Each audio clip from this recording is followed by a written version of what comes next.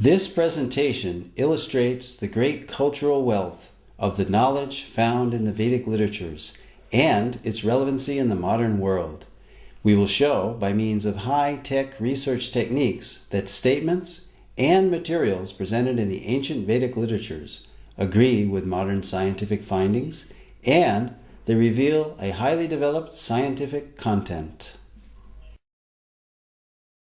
Techniques used to show this agreement include satellite imagery of the Indus-Saraswat river system, marine archaeology of underwater sites such as Dwarka, carbon and thermoluminescence dating of archaeological artifacts, scientific verification of scriptural statements, linguistic analysis of scripts found on archaeological artifacts, and a study of cultural continuity in all these categories.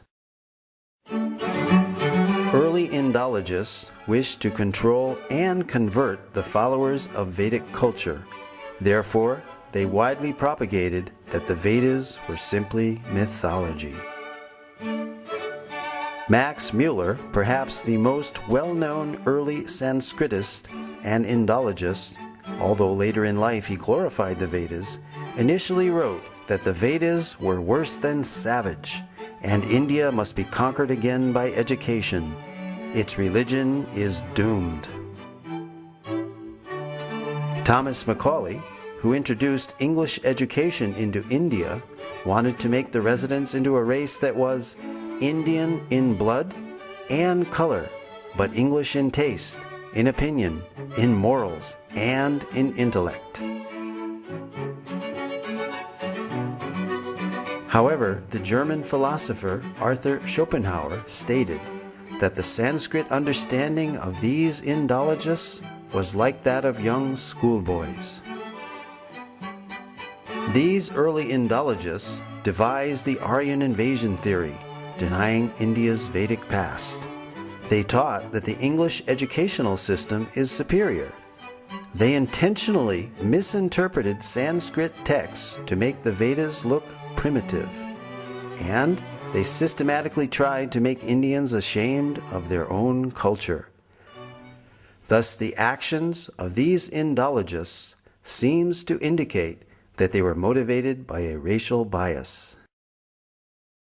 Innumerable archaeological findings and their analysis have recently brought the Aryan invasion theory into serious question. This theory is still taught as fact in many educational systems despite much contrary evidence. The Aryan invasion theory is that the Vedic Aryans entered India between 1500 and 1200 BCE. They conquered the native Dravidian culture by virtue of their superiority due to their horses and iron weapons. They imported the Vedic culture and its literatures.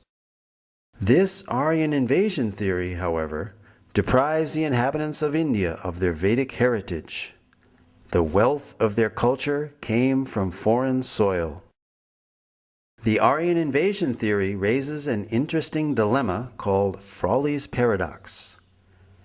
On the one hand, we have the vast Vedic literature without any archaeological finds associated with them. And on the other hand, we have 2,500 archaeological sites from the Indus-Saraswat civilization without any literature associated with them. A preponderance of contemporary evidence now seems to indicate that these are one and the same cultures. This certainly eliminates this paradox and makes perfect sense to an unbiased researcher. Facts which cast serious doubt on the Aryan invasion theory are: there is no evidence of an Aryan homeland outside of India mentioned anywhere in the Vedas. On the contrary, the Vedas speak of the mighty Saraswati River and other places indigenous to India. To date, no evidence for a foreign intrusion has been found, neither archaeological, linguistic, cultural, nor genetic. There are more than 2,500 archaeological sites, 2/3 of which are along the recently discovered dried-up Saraswati River bed. These sites show a cultural continuity with the Vedic literature from the early Harappan civilization up to the present-day India.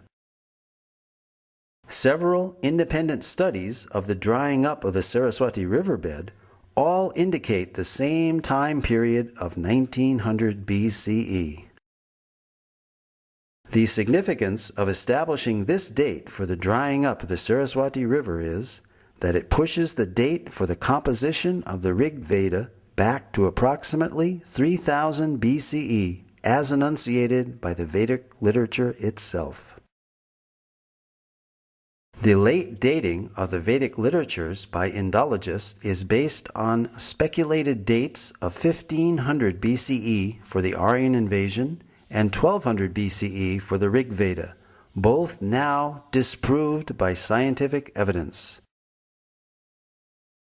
Max Muller, the principal architect of the Aryan invasion theory, admitted the purely speculative nature of his Vedic chronology, and in his last work, published shortly before his death, The Six Systems of Indian Philosophy, he wrote, "Whatever may be the date of the Vedic hymns, whether 1500 or 15,000 BCE, they have their own unique place and stand by themselves in the literature of the world."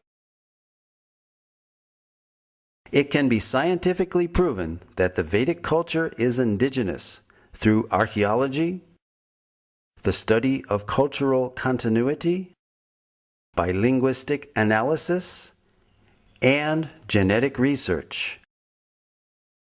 For example, the language and symbolism found on the Harappan seals are very Vedic. We find on these seals the Om symbol, the leaf of the Asvata or holy banyan tree, as well as the swastika or sign of auspiciousness, mentioned throughout the Vedas. Om is mentioned in the Mundaka and Katha Upanishads, as well as the Bhagavad Gita. The holy Ashvata tree is mentioned in the Aitareya and Satapatha Brahmanas, as well as the Taittiriya Samhita and Katyayana Smriti. The pictorial script of these Harappan seals has been deciphered as consistently Vedic and termed Proto-Brahmi as a pre-Sanskrit script.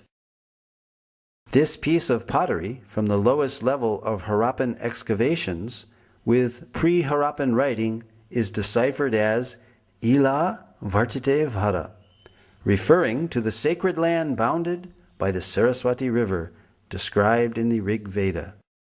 Additionally, other archaeological finds are culturally consistent, such as the dancing girl, whose bracelets are similar to those worn by women of northwest India today, and the 3 stone Shiva lingas found in Harappa by M.S. Vats in 1940.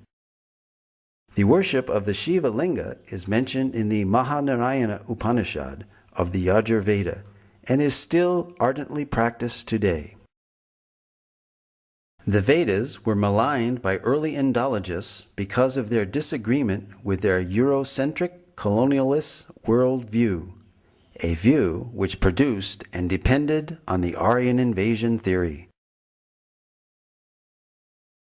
The fact that the Aryan invasion theory has been seriously challenged recently by scholars and Indologists adds credence to the Vedas as viable, accurate, and indigenous sources of information.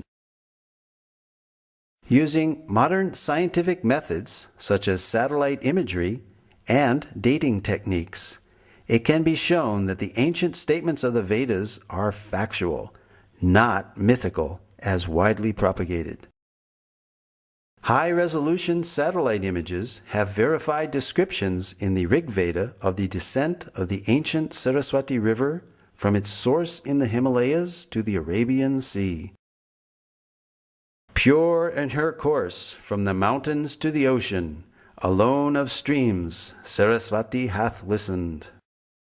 The mighty Saraswati River and its civilization are referred to in the Rig Veda more than 50 times, proving that the drying up of the Saraswati River was subsequent to the origin of the Rig Veda, pushing this date of origin further back into antiquity, casting further doubt on the imaginary date for the so-called Aryan invasion. This satellite image clearly shows the Indus-Saraswati River system extending from the Himalayas to the Arabian Sea. Here, the Indus River is on the left, outlined in blue, while the Saraswati River basin is outlined in green. The black dots are the many archaeological sites or previous settlements along the banks of the now dry Saraswati River. The drying up of the Saraswati River around 1900 BCE is confirmed archaeologically. Following major tectonic movements or plate shifts in the Earth's crust, the primary cause of this drying up was due to the capture of the Saraswati River's main tributaries, the Sutlej and the Drishtadyavati, by other rivers. Although early studies based on limited archaeological evidence produced contradictory conclusions, recent independent studies, such as that of archaeologist James Schaffer in 1993, showed no evidence of a foreign invasion in the Indus-Saraswati civilization and that a cultural continuity could be traced back for millennia. In other words, archaeology does not support the Aryan invasion theory. Marine archaeology has also been utilized in India off the coast of the ancient port city of Dwarka in Gujarat, uncovering further evidence in support of statements in the Vedic scriptures. An entire submerged city at Dwarka, the ancient port city of Lord Krishna, with its massive fort walls, piers, wharves, and jetty, has been found in the ocean as described in the Mahabharata and other Vedic literatures. This Sanskrit verse from the Moshila Parva of the Mahabharata describes the disappearance of the city of Dwarka into the sea. After all the people had set out, the ocean flooded Dwarka, which still teemed with wealth of every kind. Whatever portion of land was passed over, the ocean immediately flooded over with its waters.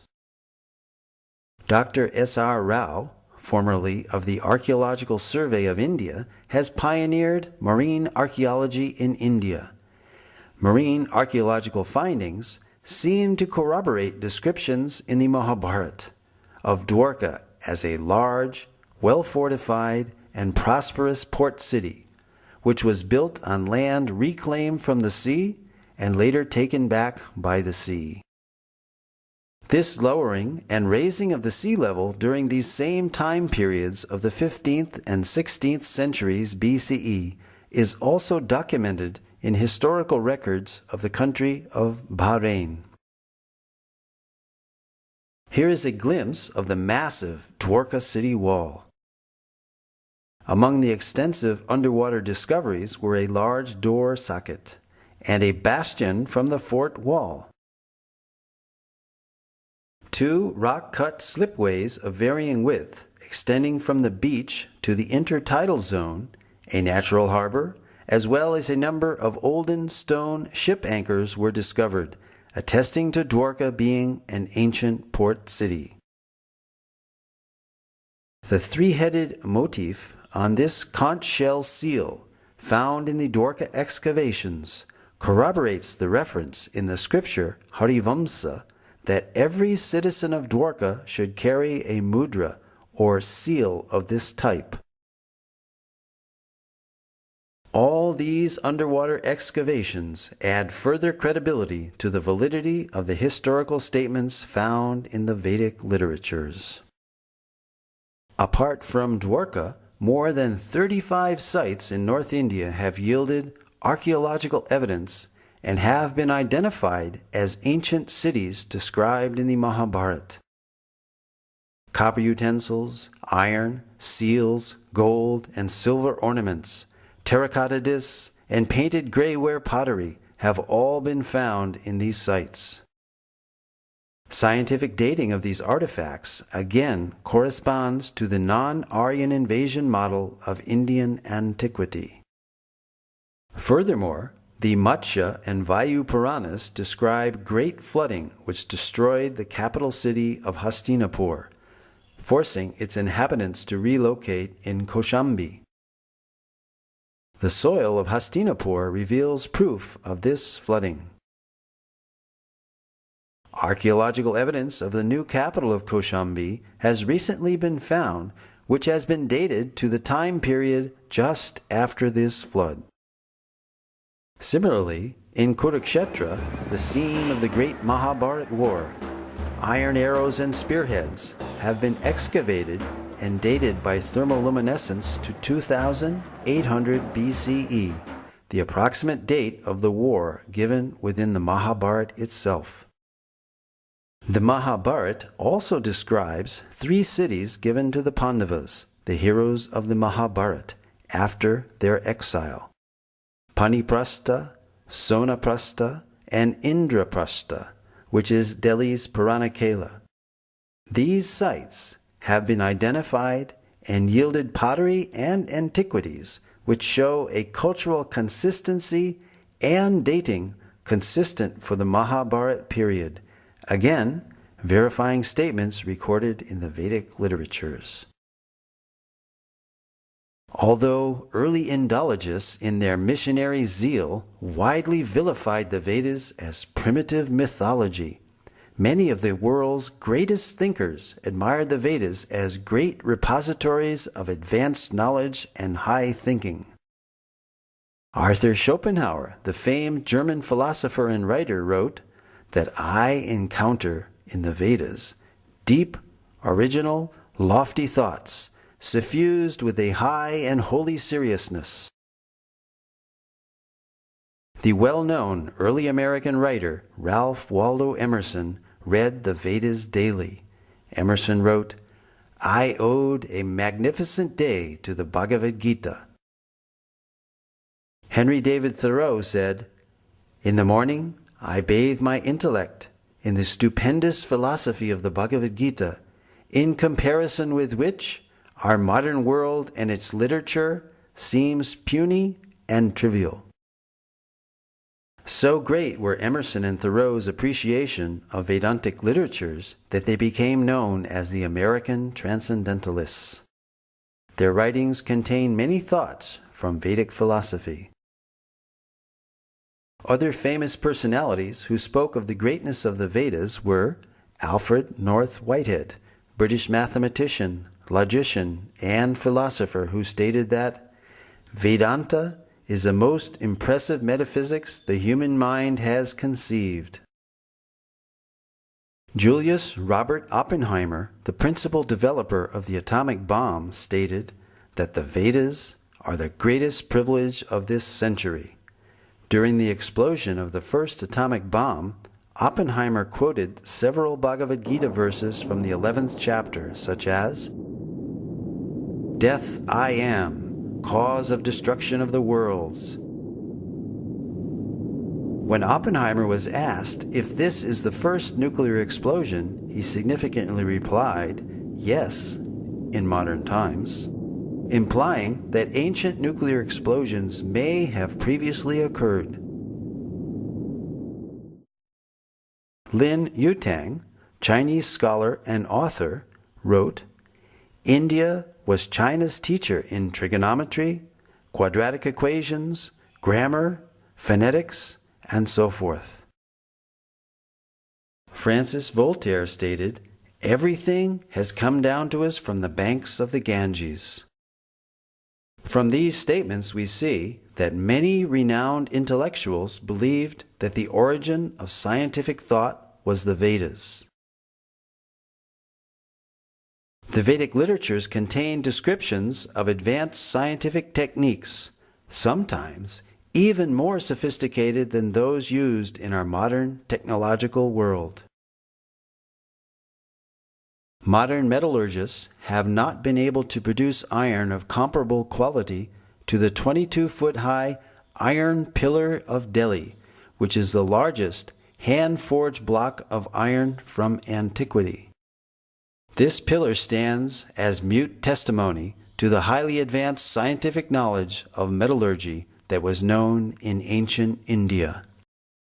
Cast in approximately the 3rd century BCE, the 6.5-ton pillar over 2 millennia has resisted all rust and even a direct hit by the artillery of the invading army of Nadir Shah during his sacking of Delhi in 1737.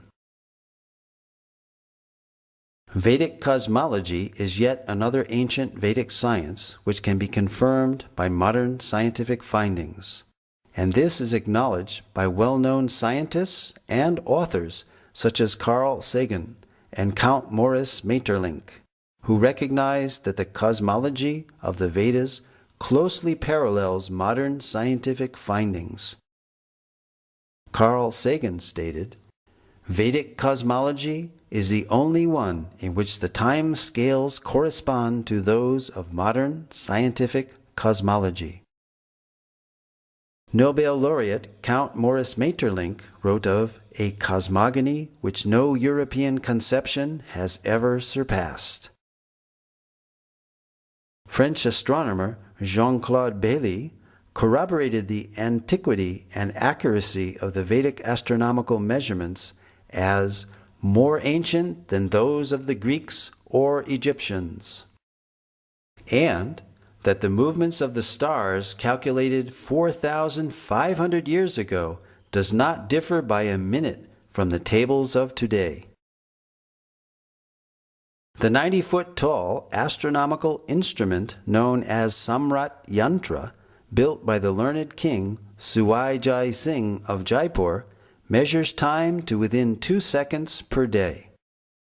Cosmology and other scientific accomplishments of ancient India spread to other countries along with mercantile and cultural exchanges. There are almost 100 references in the Rig Veda alone to the ocean and maritime activity. This is confirmed by Indian historian R.C. Majumdar, who stated that the people of the Indus-Saraswat civilization engaged in trade with Suma and centers of culture in Western Asia and Crete. An example of these exchanges is found in the inscriptions on the Heliodorus column, erected in 113 BCE by Heliodorus, a Greek ambassador to India and convert to Vaishnavism, as well as the 2nd century BCE coins of Agastocles, showing images of Krishna and Balaram. These artifacts stand testimony that Sanatana Dharma predates Christianity. This also confirms the link between India and other ancient civilizations such as Greece, and shows that there was a continuous exchange of culture, philosophy, and scientific knowledge between India and other countries. Indeed, the Greeks learned many wonderful things from India. Voltaire, the famous French writer and philosopher, stated, "Pythagoras went to the Ganges to learn geometry." Abraham Seidenberg, author of the authoritative History of Mathematics, credits the Sulba Sutras as inspiring all mathematics of the ancient world, from Babylonia to Egypt to Greece. As Voltaire and Seidenberg have stated, many highly significant mathematical concepts have come from the Vedic culture, such as the theorem bearing the name of the Greek mathematician Pythagoras is found in the Shatapatha Brahmana, as well as the Sulba Sutra, the Indian mathematical treatise written centuries before Pythagoras was born. The decimal system, based on powers of 10, where the remainder is carried over to the next column, first mentioned in the Taittiriya Samhita of the Black Yajurveda. The introduction of 0 as both a numerical value and a place marker. The concept of infinity. The binary number system, essential for computers, was used in Vedic verse meters. A hashing technique similar to that used by modern search algorithms such as Google's, was used in South Indian musicology. From the name of a raga, one can determine the notes of the raga from this Katapayadi system. The Vedas, however, are not as well known for presenting historical and scientific knowledge as they are for expounding subtle sciences such as the power of mantras. We all recognize the power of sound itself by its effects, which can be quite dramatic. Here, a high-pitched frequency shatters a drinking glass. So, we can easily understand that loud sounds can produce substantial reactions.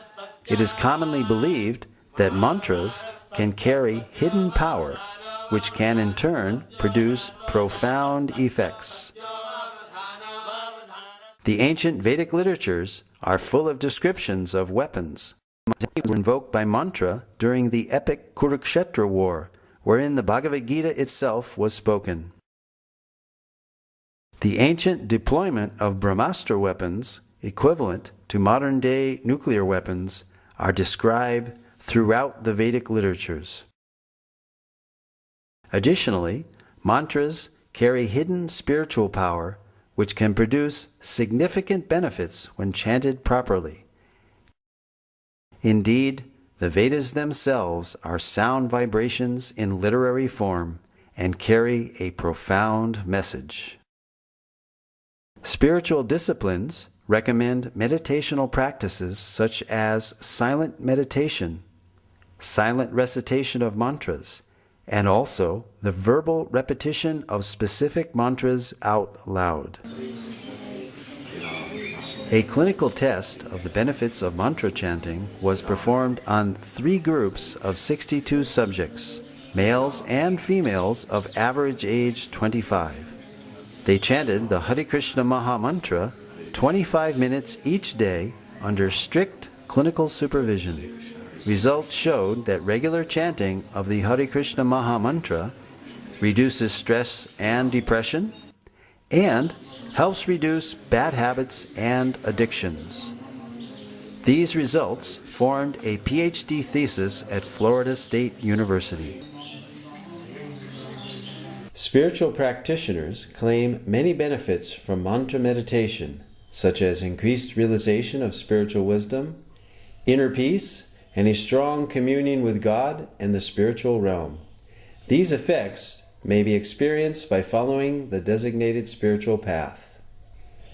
Most of the evidence given in this presentation is for the apara vidya, or material knowledge of the Vedic literatures.